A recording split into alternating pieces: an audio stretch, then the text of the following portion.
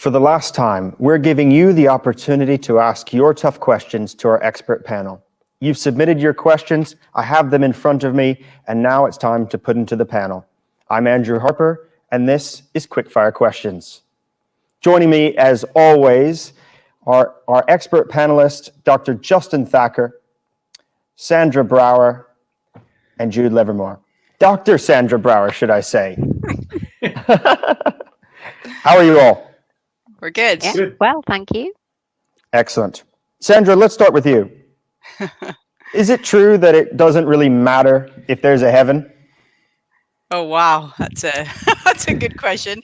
Yeah, he said that, and that was he said a lot of really challenging things today. But I think in answering that question, we need to remember the context in which he said it. And what he was saying was he was asking us, look, even if there wasn't a heaven, why are you doing what you're doing? And so he was challenging us as to where we kind of situate heaven or our understanding of heaven. Is it a reward for the working for justice that we do now? Are we working for good so that we might get a reward in heaven? Or are we working because we think we might win? And he was really challenging us to say, look, even if there wasn't a heaven, would you be doing what you're doing now? Would you be working for justice now? And so he was trying to say, I think, he was just challenging us to really think about where heaven fits in our theology and why are we doing what we're doing now? And I was really challenged by that because he said, we fight for justice because it defines our faith and defines our humanity. So I really hope there is a heaven, but actually I'd want to press that and say, I hope that there's a heaven because for me it brings the kind of the eschatological not yet that we might never see now, or when there's a full fullness of all. But one last thing, I'd be really careful about a concept of heaven that's no more tears and all this, only because we've just celebrated the ascension, and which I truly believe that Christ ascended to the heavens with the scars. So actually I think in heaven there'll still be this having to take account of the horrors that we just can't turn our face away. So that's my answer. I'll stop before I get myself into trouble. Sandra, thank you very much. Justin, she talked a bit about the horrors. A hell? Is it important that we think of the concept of hell, or that forms a bit of our construct of understanding of our own spirituality? Yeah, I think it does matter. And I know you didn't ask this, but forgive me, I'm just going to pick up on one thing. Sam says, I actually differ slightly. I think it's massively important that we have a concept of heaven. And the reason I say that is because in working for justice, we need to have a vision of what justice looks like. What is it we're working towards? And I think heaven gives us that vision of justice.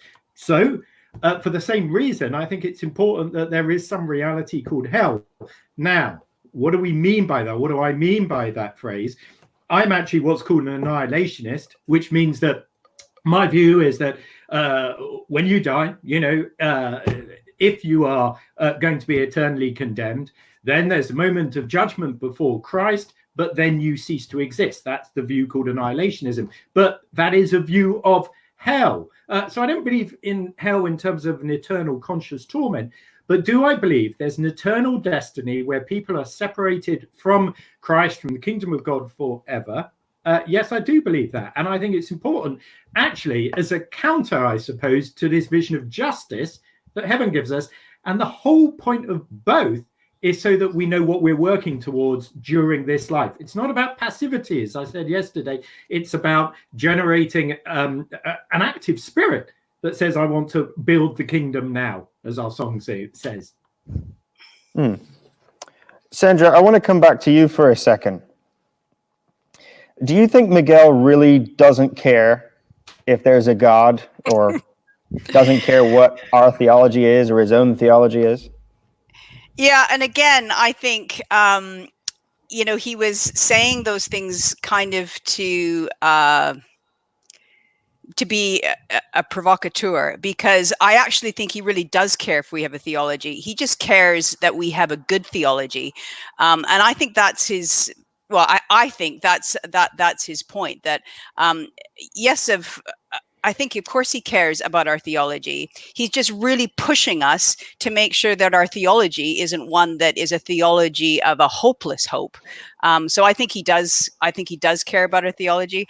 I think he does care that we're listening to him, but he's just pressing us to help us to figure out what our position is in all of this, and to be a bit more self-aware about that. So Sandra, what if my position is simply, I love God, I love my neighbor. That's the extent of my theology. Thank you very much. Will Miguel have a problem with that? Do you have a problem with that? Yeah, I think he would, and I would too. And I think that's the challenge for us. He's trying to, I suppose, what's the right word? Reveal where our theology is bad, and a theology that only cares about myself, and a theology that can kind of fly into a place where there's a problem and kind of look at the eyes of the girl and see some hope and think everything's going to be okay and come back to my privileged position. There's a problem with that. So yeah. All right, let's change directions a little bit. Jude, Miguel says, I fight for justice, not because I'm going to win, but because it defines my identity. Do you agree with that? I do agree with that. Yes, I think it does define my identity as a human being. I really enjoyed listening to Miguel today. I was reminded a little bit, the way he's really encouraging us to reframe our ethical thinking in a similar way to the way, what's her name, Kate Raworth, the Donut Economics, highly recommend that book. It enables us to reframe our economic thinking. It's setting up different standards, different goals, different way of looking at things. And I was only reading today that with coronavirus, apparently they think that our global income per head will drop 20%. This is in The Economist today. If that happens, if our global income drops 20%, then the number of extreme poor will rise by 420 million. That's the number of people in South America. So we have to reframe everything in the light of coronavirus. I think we'll have to. And that's our call as Christians, a constant reframing. The kingdom of heaven is now, the kingdom of heaven is to come. We've always got to be rethinking how we do our theology and rethinking our economics, rethinking our ethics. That's our call as Christians. That's why we love the imagery of journey, isn't it? Why we talk about moving forward. I think our church is not served by simple answers, easy answers. I think we require saving from that. Sandra, yeah. Yeah, well, and also just when you said about ethics there, I mean, he was clear to say, look, I'm an ethicist. That's what I'm doing. And so that was kind of in the context where you said, I don't really care about your theology. Like for an ethicist, the question is, how should you behave? What should you do? And so he's saying, look, the proof of the pudding of your theology is in what you are doing. I care about what you're doing. That's what he was saying when he's saying, I don't care about what your theology is.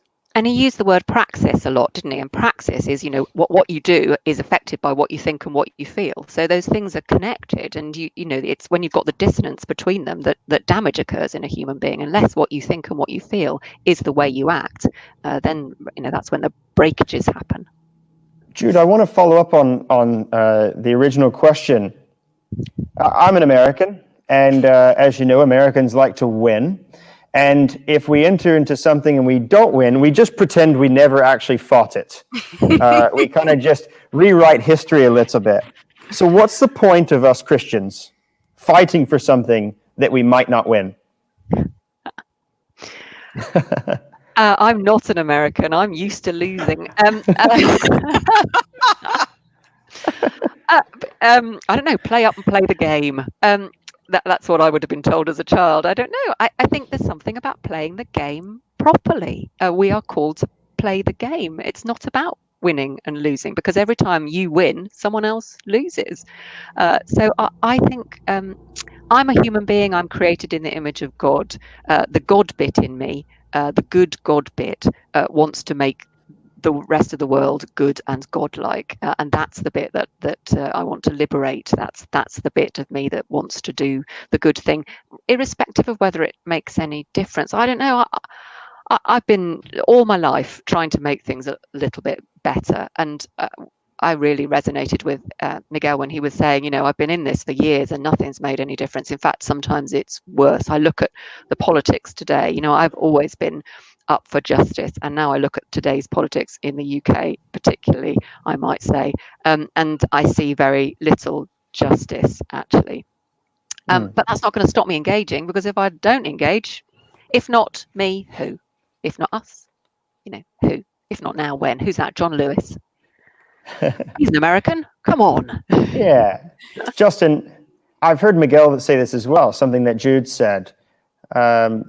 If I win, there has to be a loser. Kind of the idea of there's a limited pie. When I take a slice, I'm taking someone else's.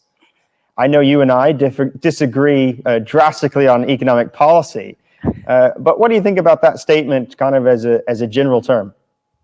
I think it's rubbish. You might be right. I Not what Kate Raworth would say. I just don't think it's true. I mean, it depends in which context we're talking. There's one or two board games. If we sit down and have a game of chess, one of us wins, one of us loses. But as a statement for the whole of life, no, I don't think it's true. I think there are many occasions, sadly, actually, I go where you'd say everyone loses, but there are also many occasions where everyone wins. But I think the whole framework of winning and losing is not a helpful one, because it's too individualistic. What matters is the kingdom of God and justice and what's happening there, not about what's happening to me as an individual. Okay, another one for you, Justin. Does having an identity defined by fighting, a term that Miguel uses, does having an identity defined by fighting risk making us simply militant ideologues? Yeah, I don't. That's a really interesting one. I just wouldn't put it that way. I don't think it's helpful to say that our identity is defined by fighting. I think our identity fundamentally is defined by God and Jesus Christ, as God has revealed in Jesus Christ. Now, having said that, one of the things about God's identity or Christ's identity is that Christ hates injustice. And throughout the whole of Christ's existence on this earth, he opposed injustice and fought against injustice and spoke out harshly against injustice. So what I'm trying to say is, to the extent that my identity is framed by Christ, and to the extent that Christ was identified by being opposed to injustice, then there is a sense, yes, in which my identity is about fighting against injustice, but it doesn't sum up all of who I am, because Christ was much more than just someone who fought against injustice. Christ did many other things. God has done many other things. So it's a partial. So should we just be nice to each other? Absolutely not. Okay, now I think what I'm getting at is, I think there's a real problem in the church today where we've taken the fruit of the Spirit, or fruits of the Spirit, and collapsed them into niceness. And we think the pinnacle of being a Christian is to be nice. Well, I just think we need to look at Christ. So absolutely, Christ knelt on the ground with the woman in John 8, the woman caught in adultery. But that same Christ said to Peter, "Get behind me, Satan," said to a bunch of Pharisees, "You brood of vipers," created a whip to drive out the money changers in the temple. So there are many examples where Christ did what we might call nice, gentle things, but there are also many examples where Christ had a harsh word. And, if my identity is going to be formed by Christ, then it needs to recognize and embrace all of that and not just cherry pick the bits that seem nice to me. Jude, what do you think it might mean to kind of actively prune our church activities to orientate us towards this direction of mission and justice that Justin's talking about?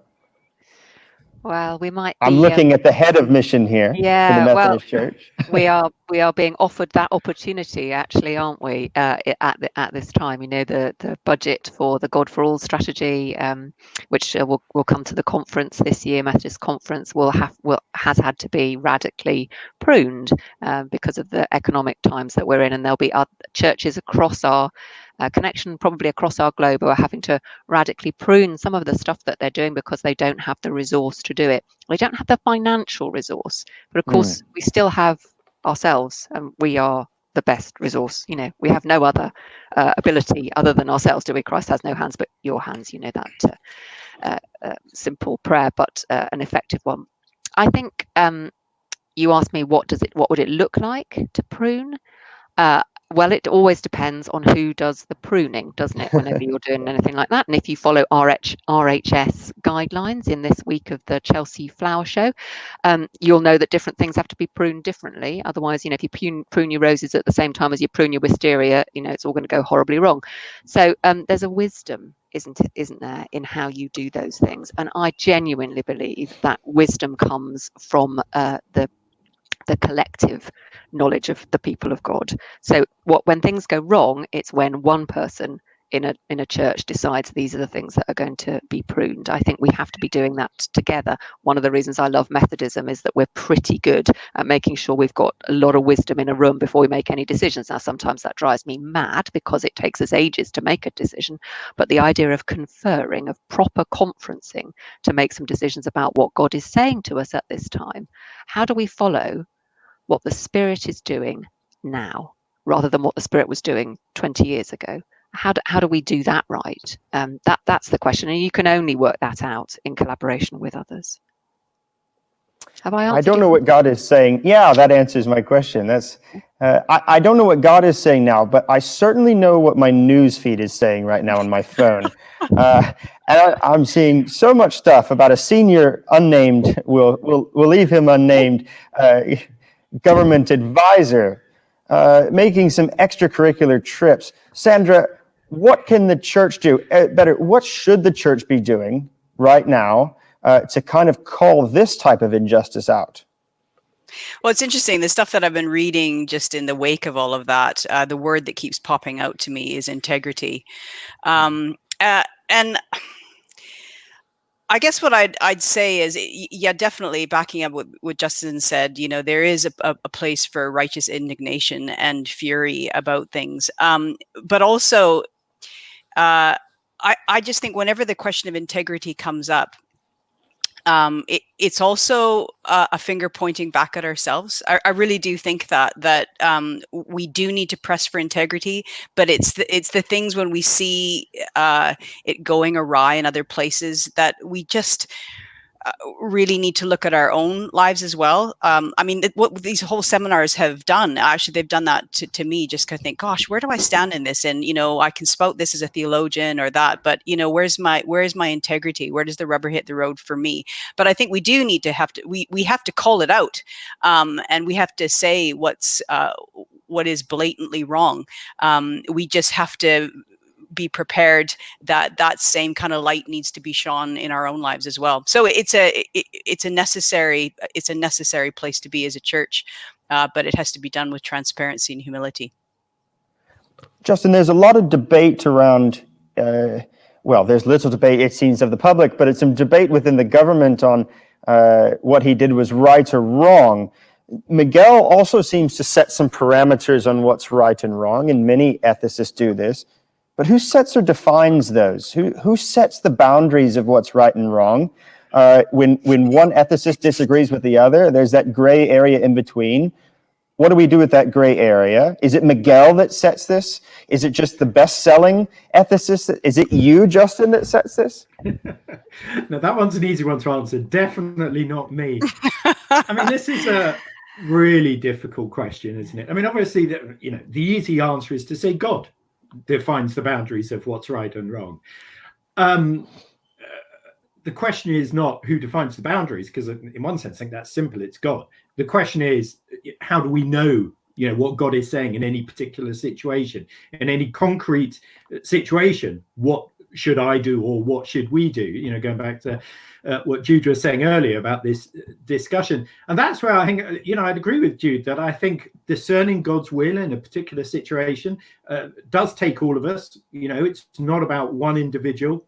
And it does take all of us listening to the Spirit of God, examining the scriptures, looking at what the tradition has said, but not necessarily being bound by that, but doing all of those things collectively and then trying to discern together, what does this mean we should do in this precise moment? Certainly, I think it's easier to answer that question by saying what it is not. And it is not any single individual ethicist who sets the boundaries of what is right and wrong. So yeah, go ahead, Sandra. I was just going to pick up on that because it kind of comes back to some of the themes in Miguel's seminar about this thing about what's the problem with people of privilege. And for him, it comes back to we've got everything to lose. And so where the rubber hits the road, like when you've got nothing, or when you've got nothing to lose, you go back to that Batman film when he finally makes the leap when he takes the rope off. I don't know if you've seen the film, but that's the place where almost we can be the most transparent. And so that's a challenge. That's a challenge to me. Like what's right and what's wrong. When I've got skin in the game and I've got things to lose, I have to watch how honest I am and how self-aware I am. I don't know if that makes sense, but it's something I've been thinking about. Yeah, Justin, I want to pick one more thing up. I've sat in some classrooms, though, where there's an ethicist in the front, and professors really like the sound of their own voice. And if you disagreed with this certain professor, then you were merely another oppressor. So how do we disagree with Miguel without being an oppressor? I think it's all about context.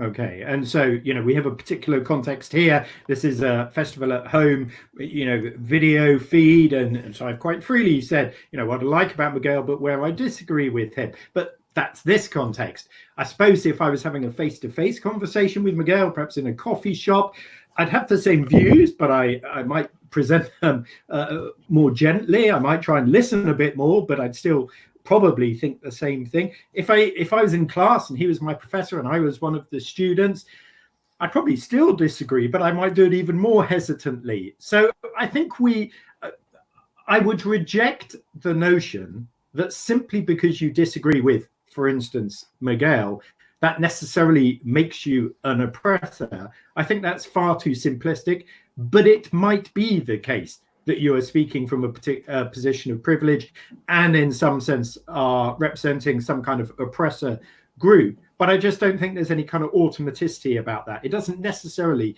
mean that you are oppressing him. And I think one of the big reasons for that, sorry, and I'll finish with this, is that people, everyone, there are lots of different views. So Miguel is from a Latino background, from a poor Latino background. That was his description.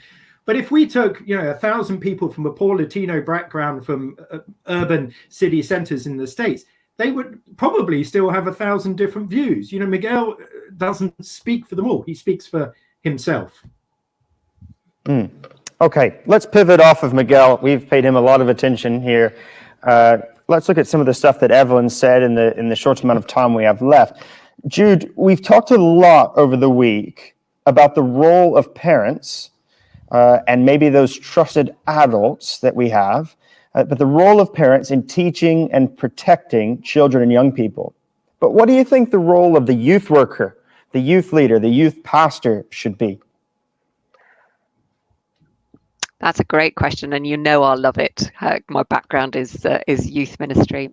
I think the best role a youth minister, a youth pastor can play is that of critical friend, actually, someone that comes alongside a young person, but can tell it straight. And they're hugely valuable in young people's lives, and young people really do value them. In order to tell it straight, you have to earn the right to a relationship with that young person, and that might require you to walk quite a long time alongside them, alongside things that you don't necessarily agree with what they're doing, or you don't think the way they live their life is right, but that still requires you to walk alongside them for quite a while before you can earn the right to say anything, because young people like to watch and they like to see, Sandra was talking about integrity. You have to earn it by living it before you can have the right to speak into it, I think. But that friendship, that critical adult friendship, not peer-to-peer, it's very different, and sometimes youth ministers can fall into that trap of becoming just a friend, I'm just a mate, and that doesn't help anybody. They've got plenty of mates. What they need is that critical friend there. Just saw someone walk in front of you, Andrew. It's very exciting. I know, someone did walk in front of my camera. Who was it? Jude, I just want to follow up one thing on there. You were talking about building this relationship with people.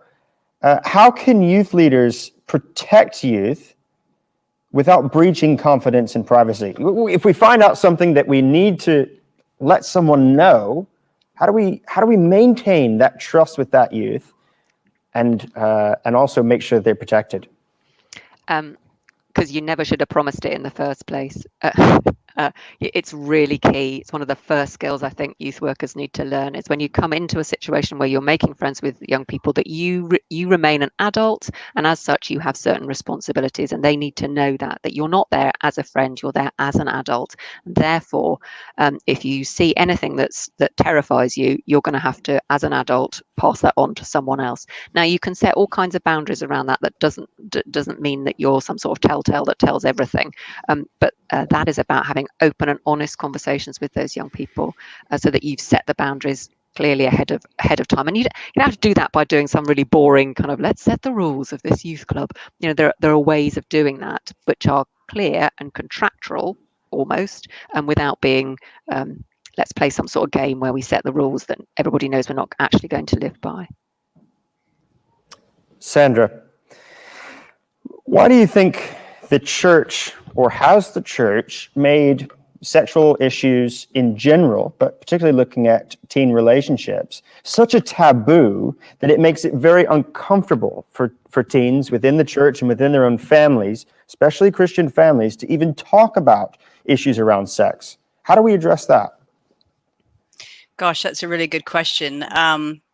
Maybe this is taking the easy response to yours and move back from the church to the parents, which is what Evelyn's session was about today. And partly there, I was really thinking about those questions about, no secrets and what's safe to talk about with your kids, and when you talk about with your kids.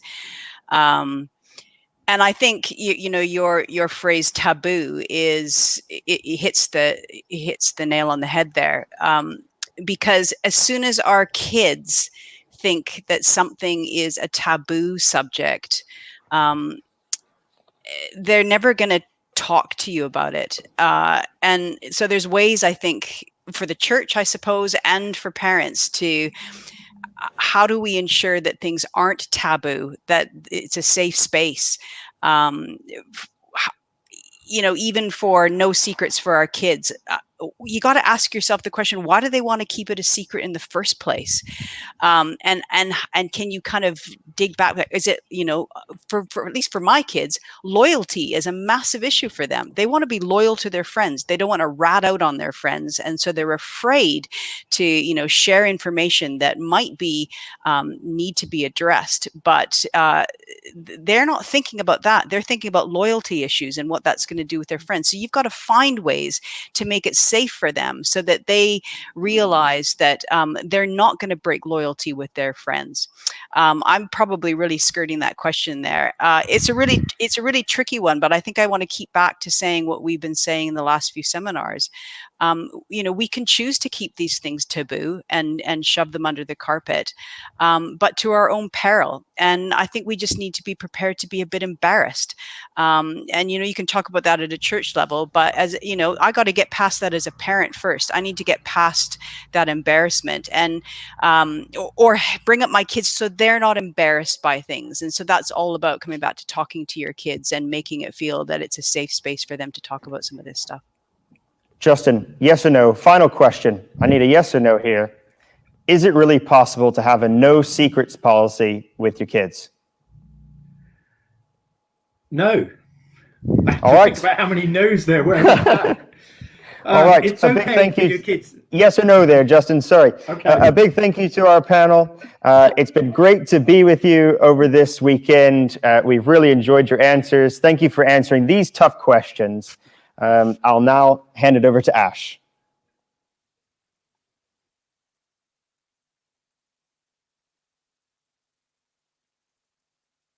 And helping us just to reflect and to think about all the different areas of conversation over these last few days. Thank you so much. Thank you for your guests as well as they've shared with you. Welcome to just a moment where we can go, what's happening in the middle of this day? What's on for the rest of the day? Let's have a look at what's been going on around the festival site. Let's have a look at Lydia. First of all, here's Lydia playing games in a garden tent.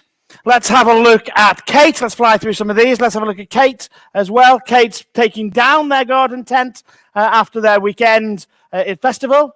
Let's have a look at an entry for the beer and hymns thing. Beer and hymns was what we asked you to do, to sing your favorite hymn with a drink or whatever. We had a few of those in. Let's have a look at that. Now we've had a number in. This is somebody you've just been listening to talk very seriously about Miguel and his work. Here's your Sandra Brower. You've just been listening to her, theologian here at Cliff. Here's her beer and hymns entry. Hi there, I'm Sandra Brower. I've got my glass of red wine, and I'm going to sing you a verse from one of my favorite hymns, Tell Out My Soul. Tell out my soul the greatness of his might. Powers and dominions lay their glory by proud hearts and stubborn wills are put to flight. The hungry fed, the humble lifted high. God bless. Oh, Sandra, you have no idea how happy that made me when I saw that last night with the glass of red wine in hand and singing one of my favorite hymns as well. So thank you for that entry. We're going to keep that saved somewhere special in the college archives, and we'll definitely be using that and bringing that out at some other point. We hope you've had lots of fun over the weekend. Alice, who's been co-hosting part of this weekend with me, had a conversation earlier with one of the families around Festival to find out how they've been doing Festival at home, having a conversation with them to see how God's been at work with them. So let's have a conversation. Over to Alice. Hi, I'm here with Phil, Ellie, Rosie and Rachel. Guys, thank you so much for joining. It's so lovely to have you. Hi, afternoon. Good to see you. So I see that you're in a tent. Was that an impulsive decision, or was that something that you were planning to do? We thought about it soon after we heard that there was going to be festival at home. So we thought that we would pitch the tent, help us feel more like we were at festival rather than being at home. It was quite windy on Friday when we put it up, so we thought we'd do a time lapse, which we sent to you. So we did a time lapse recording of us putting the tent up. It was a bit tricky, but we managed it, and we really enjoyed actually sleeping in the tent. Well, I say really enjoyed, yeah. But we felt part of more being at festival by being in the tent. We've got the TV set up here as well, so we can watch a lot of the meetings in here rather than in the house. Although we are cheating by doing a lot of the cooking, well, all the cooking in the house, actually, I must admit. Well, it looks amazing. Thank you for getting in the spirit of things. It's so enjoyable to see everyone putting up their tents. And so you've told me that you've been going for the last 10 years. So what have been some highlights of other years? The main highlight for us is catching up with friends who we only really see at festival. So some friends who live in different parts of the country. We like catching up with students who we were at Cliff with when we were students. So yeah, it's a great opportunity to see them and see friends who we only see once a year. Oh, thank you. And obviously this year looks a bit different. We're online, we're not meeting together in person. So what have been some highlights of the weekend so far for you all? Quiz night, we've enjoyed the challenges. Yeah, we've enjoyed all the fringe events at 9 o'clock. They've been really good. We've been joining in as a family with all of those. And the teaching as well. We've enjoyed particularly the 5-bit prayers and the Bible studies and the celebration as well. Yeah. And Phil, you've said that God's been doing some incredible stuff with you over this weekend, and you've got a story to share with us. So I'd love to hear it. Yeah, I mean, we always really enjoyed coming to Cliff, hoping to hear from God and wanting to hear something new, or maybe things that we need to hear again. And this year, yesterday I watched Steve's 5-bit prayers, and what he was saying about the tandem and the analogy he used there, about sometimes us needing to be on the front of the bike and steering, other times on the back, providing some power and supporting those who are up ahead. I found that really helpful in my particular context. I'm an Anglican vicar in a group of 5 small rural parishes, and we've been making our way through okay so far during this lockdown period, but it's going to be really interesting to see how we come out of this and how we move forwards as a group of 5 churches. And so that particular analogy about whether I should be at the front steering or behind, helping others, that's been really helpful to help me with my thought processes and in my prayers as well. Next year, we've launched this morning. So what are you looking forward to for Festival 2021? All the usual great things about festival, really, but mostly catching up with friends again who we won't have seen for a lot longer. All the great things about festival: the marketplace, the meetings, the teaching, the worship, especially for me. I'm looking forward to. I've really missed that this year. But yeah, catching up with people and absorbing that festival atmosphere. Oh, amazing. Well, thank you so much for joining us. It's been so great to hear what you guys have been up to and hearing your highlights of this year and previous years and what you're looking forward to next year. So I hope you enjoy the rest of Festival at Home. Otherwise, lovely afternoon. Thank you. That was amazing. Thank you. We have loved hearing stories from around the country and around the world of how you're engaging with Festival. It's been good. We've missed having everybody on site. We've missed that community feel on site, but we've tried to just hear a little bit, and we've been encouraged by what we're hearing. So do stay in touch with us. Don't stop talking to us. Do keep communicating with us. Keep telling us what's happened to you as a result of Festival at Home this weekend. We want to hear those testimonies because we believe God's been at work right across this nation and around the world, speaking to people and communicating with people. And we love to hear that. We want to hear that. So we hope you've had a great weekend, but we're not finished yet. It may be Monday afternoon. The sun is shining at Cliff College today. It's absolutely beautiful. It will be a great day to be on site at Cliff, but we've got lots of amazing stuff. God is shining upon us today and through the rest of this day. Coming up at 4 o'clock is the final session with Billy Abraham. That's a session not to be missed. Billy's been an amazing communicator with us this weekend, as have so many of our speakers and contributors. But Billy's particularly at 4 o'clock. Following Billy at 4, there'll be a Digging Deeper session with Alison Ransom and the Connectional team, who will help us to unpack that a little bit more and to ask some questions around that. Do join us tonight for our evening celebration, which is 7:30, where Eden Fletcher, the senior pastor at the Methodist International Church in Hong Kong, will be bringing God's word to us, which is going to be amazing. And just a pre-warning, we are going to take up a virtual offering this evening at Celebration. We'll explain a little bit more about that when we get to that tonight, but just a bit of a pre-warning. And a reminder that Festival 21 is now officially launched, and you can buy, and people have started to buy, their Festival 21 tickets to be on site with us next year. We hope and pray you'll consider being on site with us here. We want to create community here on site, so do join us. But we are committed to Festival at Home as well in 21, and what that looks like for a whole other group of people that might not be able to come and be Festival on site with us. So we're excited about Festival 21. I'm going to say goodbye for now. See you through the rest of this day. And I'm going to leave you with the Festival 21 promo video. Festival 2021, Around the Campfire. From the 28th to the 31st of May, we will be spending time together as family, as friends, and as children of God. We'll be focusing on community, staying connected, and growing in faith together. We'll have speakers, artists, worship leaders, and contributors, including Tom Smith, Lily Joe, and Philippa Hannah. Festival is an event for all ages, with something for everyone. So come along. Book your ticket today. For more information, visit our website, www.cliffcollege.ac.uk. We look forward to seeing you around the campfire in May 2021.